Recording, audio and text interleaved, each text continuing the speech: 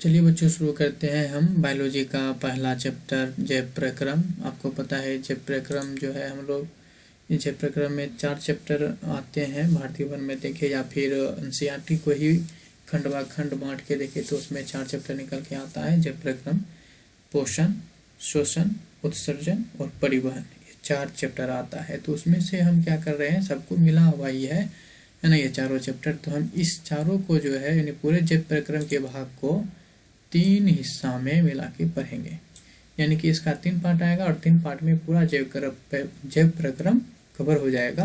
तो चलिए हम बिना समय को गवाए अपना पहला क्वेश्चन शुरू करते हैं जैव प्रक्रम का।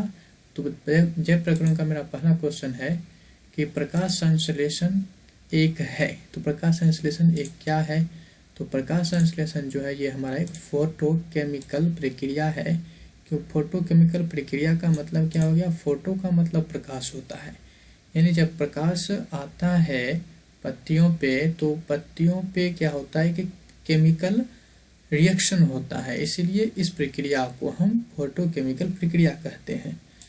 दूसरा नंबर क्वेश्चन है, पत्ते की सतह पर मौजूद छोटे छिद्र को कहा जाता है। तो उसको हम क्या कहते हैं? उसको हम रंध्र कहते हैं, उसी को इंग्लिश में हम स्टोमाटा कहा करते हैं। क्वेश्चन नंबर 3, प्रकाश संश्लेषण में क्लोरोफिल का उपयोग किया जाता है। तो प्रकाश संश्लेषण में जो क्लोरोफिल होते हैं, ये क्लोरोफिल क्या करते हैं? प्रकाश किरणों को अवशोषित करने का कार्य करते हैं। इसी की मदद से प्रकाश किरणें अवशोषित होती है। तो ऑप्शन हमारा हो जाएगा ए। क्वेश्चन नंबर 4, पौधे में कार्बोहाइड्रेट के रूप में जमा होता है। तो पौधे में कार्बोहाइड्रेट के रूप में क्या जमा होता है? वो स्टार्च होता है जमा, जो कि एक कार्बोहाइड्रेट होता है। क्वेश्चन नंबर 5 कह रहा है, प्रोटीन के संश्लेषण में किस तत्व का उपयोग किया जाता है? तो बच्चों, प्रोटीन जो होता है वो एमिनो अम्ल से मिलके बना होता है, और एमिनो अम्ल का मुख्य अंग जो होता है वो हमारा नाइट्रोजन होता है।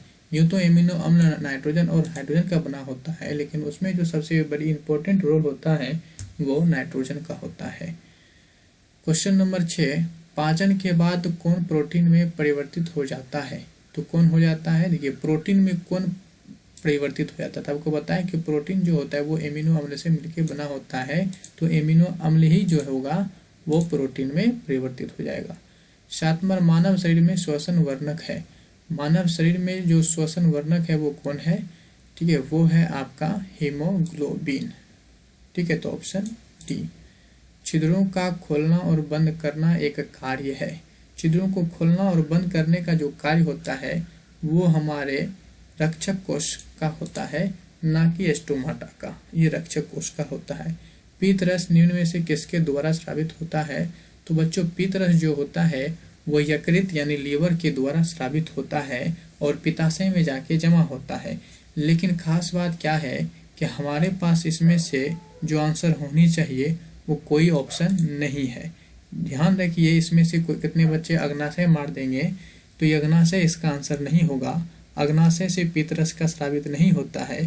पित्तरस यकृत यानी कि लीवर से स्रावित होता है। अग्नाशय से अग्नाशय रस यानी कि पेंक्रियास जूस का स्रावित होता है। तो इसलिए ऑप्शन इसमें से कोई नहीं है, हमारा यहाँ ऑप्शन गलत है सभी का सभी।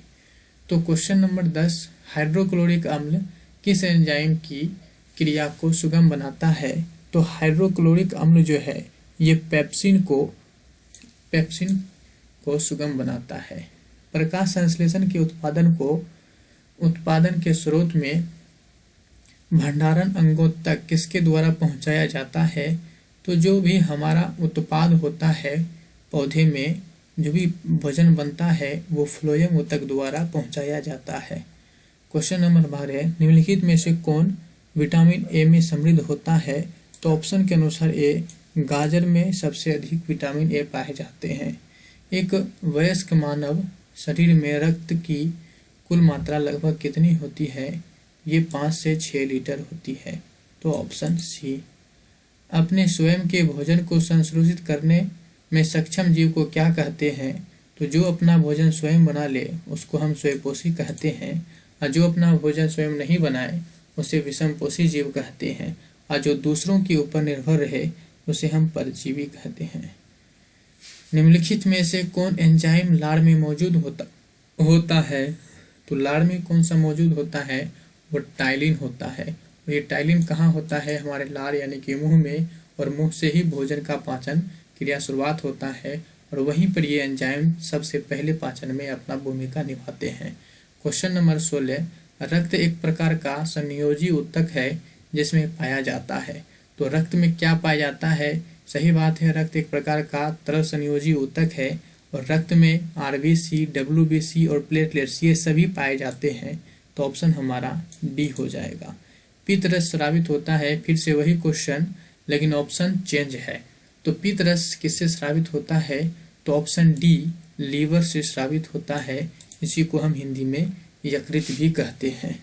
क्वेश्चन नंबर 18, जब पेट में अम्लता बढ़ जाती है तो आमतौर पर इस्तेमाल की जाने वाली दवा क्या होता है। अम्लता बढ़ने के बाद क्षारीयता का उपयोग करते हैं और सबसे अच्छी क्षारीयता होता है सोडियम बाइकार्बोनेट। रक्तचाप को किस उपकरण से मापा जाता है, तो स्फिग्नोमेनोमीटर से मापा जाता है। चलिए क्वेश्चन नेक्स्ट, क्लोरोफिल में मौजूद तत्व क्या है, तो क्लोरोफिल में मैग्नीशियम तत्व मौजूद होता है और हीमोग्लोबिन में आयरन मौजूद होता है, ये अलग से याद रखिए। मानव शरीर का शारीरिक तापमान कितना होता है, ये 37 डिग्री सेल्सियस होता है। आप हमें कमेंट में बताइए ये फ़ारेनहाइट में कितना होता है। क्वेश्चन नंबर 22, प्रकाश संश्लेषण के दौरान निकलने वाला ऑक्सीजन कहाँ से आता है।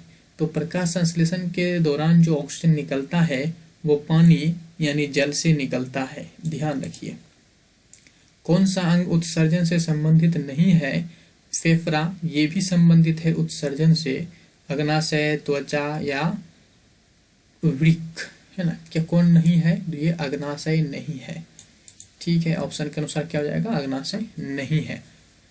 क्वेश्चन नंबर 24, प्रकाश संश्लेषण की दर को सीमित करने वाले कारक कौन है। तो प्रकाश संश्लेषण की दर को प्रकाश की तीव्रता और उसकी तापमान जो है वही कर सकता है।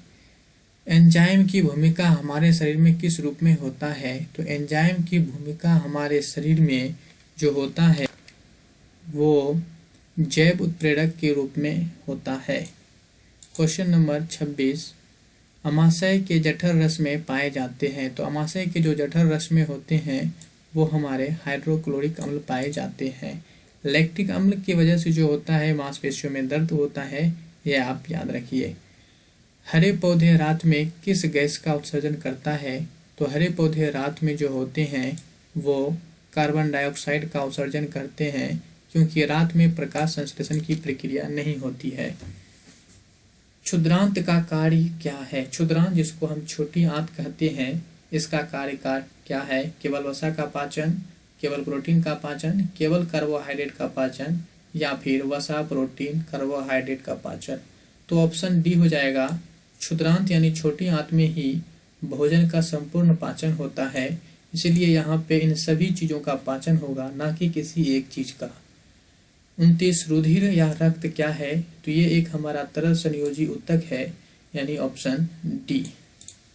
मनुष्य में पाचन की क्रिया आरंभ होती है, इसके पहले ही हम देखें मनुष्य में पाचन की क्रिया मुख से होता है टाइलिन नामक एंजाइम के द्वारा। मछलियों में श्वसन कार्य होता है, तो श्वसन कार्य होता है किसके द्वारा, तो वो गिल्स के द्वारा होता है, जिसे क्लोम भी कहा जाता है। क्वेश्चन नंबर 32, बड़ी आंत की पिछला भाग कहलाता है, तो बड़ी आंत की पिछला भाग मालाशय कहलाता है। क्वेश्चन नंबर 33, प्रकाश संश्लेषण के प्रक्रम में कार्बन डाइऑक्साइड का क्या होता है, तो प्रकाश संश्लेषण के प्रक्रम में कार्बन डाइऑक्साइड का क्या होता है, तो ये कार्बोहाइड्रेट में इसका अपचयन हो जाता है। क्वेश्चन नंबर 34, हरे पत्तियों में उपस्थित मंड परीक्षण में किस विलयन का उपयोग किया जाता है, काफ़ी इम्पोर्टेंट क्वेश्चन है, आयोडीन का प्रयोग किया जाता है। तो चलिए बच्चों, हमारा आज का क्लास पूरा हुआ। आपको ये वीडियो कैसा लगा कमेंट बॉक्स में बताइए। यदि आपके मन में कोई डाउट या कोई सुझाव हो तो वो भी कमेंट बॉक्स में करके ज़रूर बताएं। और यदि आप इस चैनल पर अभी तक नए हैं तो चैनल को सब्सक्राइब कर लें और अपने दोस्तों तक इसे शेयर करें। तो चलिए मिलते हैं अगले क्लास में, तब तक के लिए बाय बाय।